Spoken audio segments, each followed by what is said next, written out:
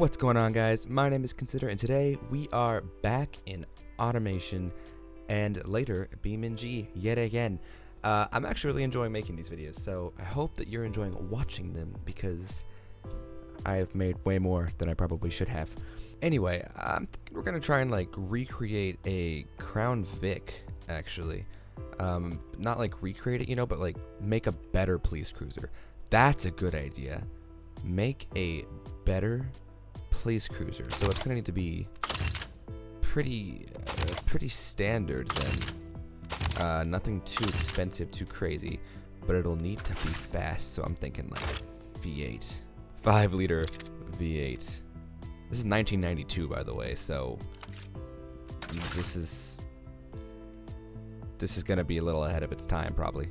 I like to leave this stuff just the way it is, just until I can go ahead and turbo. Nah, naturally aspirate is how we're gonna roll this.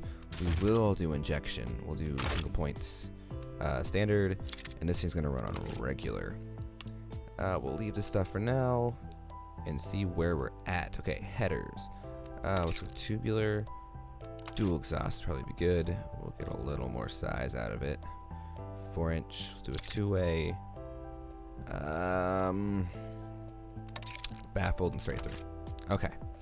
25 horsepower. Yeah, let's go ahead and tune this a little bit then.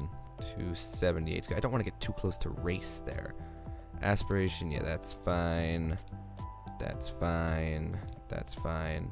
Fuel system. What if we tweak this? What can we get out of it? Alright, so if we go lower, we can get... No, if we go up there, what if we go... It's actually not bad. Like this is pretty solid. I'm trying to kind of squish through a lot of these building process a little faster because I feel like just to watch, the most interesting part is the tests. So I'm thinking of just adding more into the test area and like just some more tests, you know, like and spending less time actually building the dang thing. But let's see how this thing sounds.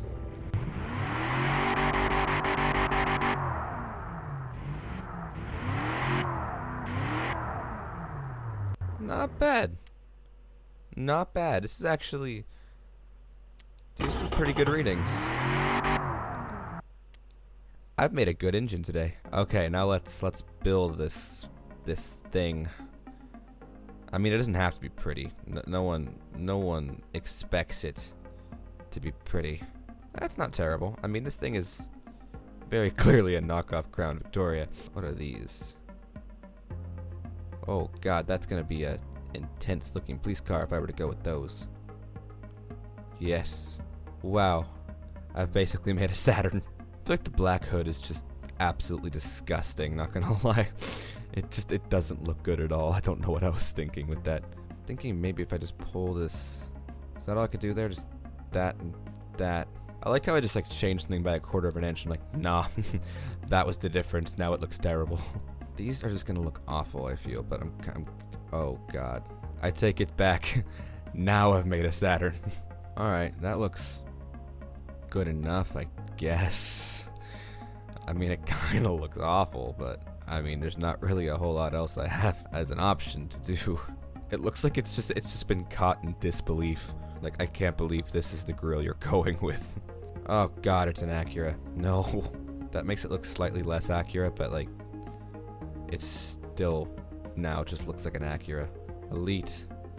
Because there is no police cruiser that has been better than this one. Back. Okay. I feel like this should just be super simple. I just don't want it to look like something that you expect to be picked up from the airport in. You know, I'd like it to look at least a little intimidating as the future standard police cruiser, I mean.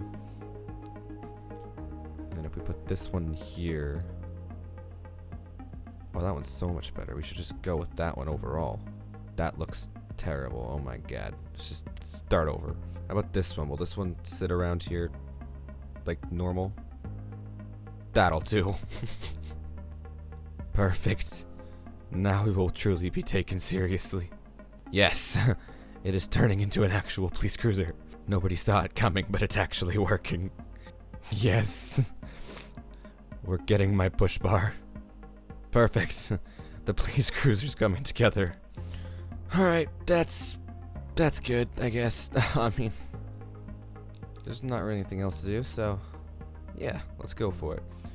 Yeah, alright, cool. 279 horsepower, 5800 RPM redline.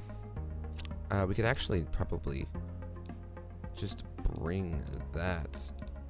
Oops, where was he? Yeah. No, we could bring that RPM limit up to like 65.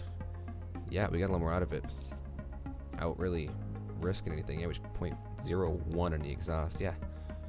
And now we got 300. I'm gonna go ahead and export this guy over, and I will see you guys in Beam. So here we are in Beam, and like always, I did a couple little test laps in this car just so I could get a feel for it before I tried to set a lap time in it, and it's got some issues. Most of which is that the brakes just don't really work. No, I was trying to find like some silver lining in there, but no, the brakes just don't work. It also suffers yet again very heavily from understeer, which seems to be a recurring issue with my cars. So guess that's just a trademark of them, I suppose. As expected, it's also quite sluggish, especially on the launch. I had hoped to remedy that with some all-wheel drive, but it didn't really make much of a difference. It's a little sluggish. And yeah, so other than that, just whenever I turn the car, it basically doesn't turn unless it gets heavy use of handbrake. So, that being said, let's give it a lap. 3, 2, 1, go. Yeah, as you can see, it's a little slow to 20, but then once it gets there, it really starts to rev up. It's really hard to kind of describe what this thing drives like. It doesn't drive anything like I had actually hoped it would. It just kind of lumbers around these corners, and that's if I'm lucky enough to even, get around the corner in the first place. Alright, let's just get around this corner. Actually, not a bad corner. We're gonna cut a little on the inside there, but every problem on this test lap so far with that corner has been going too wide. Oh, you can see there's a lot of frame lag here. Hopefully this will not affect our time too greatly. Alright, that was a pretty smooth corner. And we're on the straight. So, let's see what kind of speed we can manage on this road. Looks like, will we reach 100? No, we're not. 98 is the highest number I saw there. So it's not exactly a speed demon. Honestly, I think this little frame skip, little lag bits here is actually coming into play to help me a little bit. It's causing me to be a lot more conservative with actually driving it, which is really playing to the car's advantage here. Alright, so just the final corner, and on to the final stretch. And stop. Alright, so actually a surprisingly solid show from the Diplomat. I forgot to say, yeah, I named it the Diplomat because why not? But yeah, no, surprisingly good. The unofficial time is 1 minute and 42 seconds. I cannot remember for sure, but I think that might make it our current leader as far as the track times go. I haven't edited the last video at the time I'm filming this right now, so I cannot remember for sure what the Ember had. I think the Ember had a 150 something. But anyway, yeah, you'll see in the grid regardless. But yeah, surprisingly better than I had anticipated.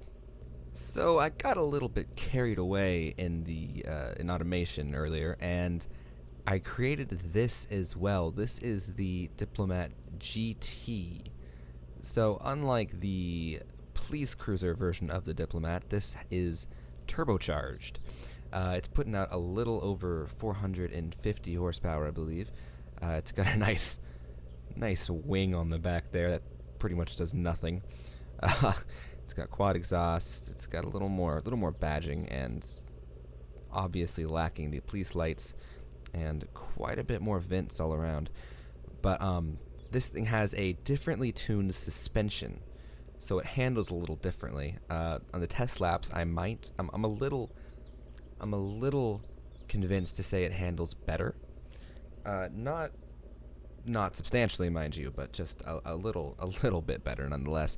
The downside of this car, however, is that it is turbocharged, but I was an idiot and forgot to change the gear ratios. So it is still limited to just around 155, but it is a little more capable of accessing those higher numbers. So let's go ahead and give this guy a lap as well then, I think. Alright, so 142 is the time to beat from the original Diplomat, and we will be setting off in 3, 2, 1, go.